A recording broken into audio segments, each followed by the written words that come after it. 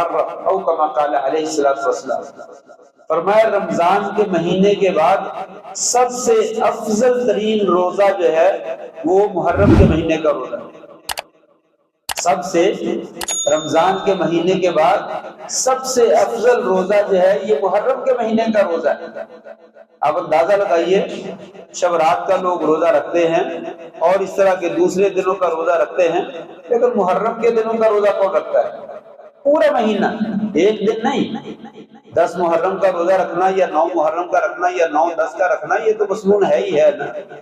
پورے مہینے کے روزے رکھنا یہ افضل کام ہے، لیکن کون مسلمان ہے جو رکھتا ہو؟ کون ہے جو اس کی طرف ترغیب دلاتا ہو؟